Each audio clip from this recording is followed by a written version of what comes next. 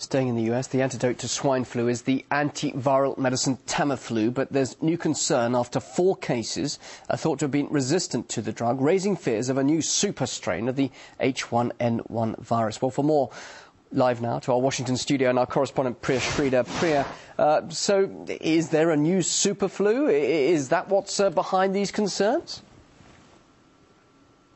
Hey there, Bill. Well, many people are concerned that there's nothing they can do to treat this type of swine flu. So what's going on? Well, joining me to help discuss that is RT contributor and investigative journalist Wayne Madsen. Wayne, thanks so much for joining me. So first of all, I want to ask you, what options are there for people that get this type of swine flu? Well, certainly those who are at a high risk face potential worse complications. We have a lot of reports of people who are suffering from asthma and other underlying medical problems have died from H1N1.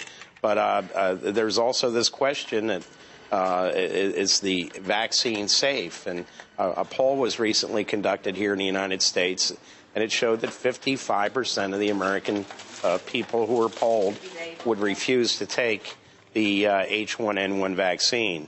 Now, we also have reports that squalene, which is a fatty substance, an oily substance used in the vaccine, which has been in the European version of vaccines, may now be used in the United States after the pharmaceutical companies said they were not going to use it. So we see the goalpost constantly is being moved by big pharma, by the regulatory authorities, and by the public health officials in this pandemic, and people just are rightfully very confused about what to do. And so are there any other options aside from Tamiflu? You know, it seems like there's this new swine flu that's coming up that's resistant to Tamiflu. So what else is out there, and are they testing other types of vaccines? Well, they probably are testing new vaccines, but as this flu mutates, and of course the new mutation, which has been reported in 3 patients in Norway, there's other reports around the world, Ukraine, and here in the United States as well, of people with the mutated version of the virus. Unlike the regular H1N1, the regular swine flu, which attacks the upper respiratory system and the throat, this one goes right for the lungs.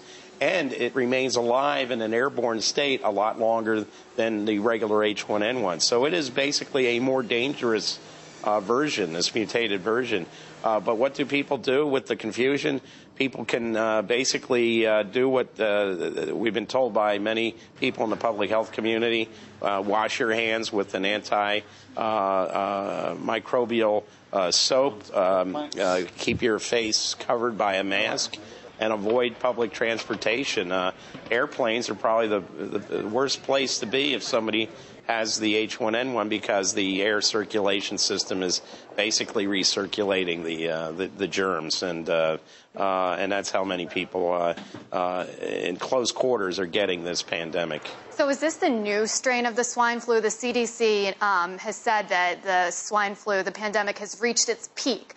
Do you think that's the case, or do you think it's just getting worse? Well, what we're hearing is what's reaching its peak, of course, is the regular H1N1. This new mutated version is a whole new thing, and we don't know, is this going to peak eventually, and with dire consequences. The fact is, the mutated version is much more dangerous, much more deadly than even the H1N1. So are we going to see a peak there? We're also seeing a second wave in Asia, which was not predicted. We thought that had already peaked in the springtime, but now we see a second wave getting ready to peak in Asia. So this pandemic is not over by any stretch, and now we see mutations around the world. And I believe 3 of the 4 cases from North Carolina resulted in death, but it was also mentioned that those people were in the cancer unit. How much of that played a role in the fact that it was so, deadly? Well, we're often told by the hospital officials and public health officials that many of the people who have died had underlying medical conditions, but we're also told that many people who were healthy have died from it. Again, this adds to the confusion, and so far the Centers for Disease Control, the National Institutes of Health here in the United States, and the World Health Organization in Geneva have not really done a very good job of explaining this pandemic to the public. They seem more interested in pushing the vaccines to benefit Big Pharma than in informing the public, which is their primary duty. Interesting stuff. Well, we'll continue to keep you updated on the swine flu, especially with the upcoming holiday season. But for now, it's back to you guys in Moscow. Priya live in Washington. Thanks very much indeed. Priya Sridhar talking to investigative journalist Wayne Madsen.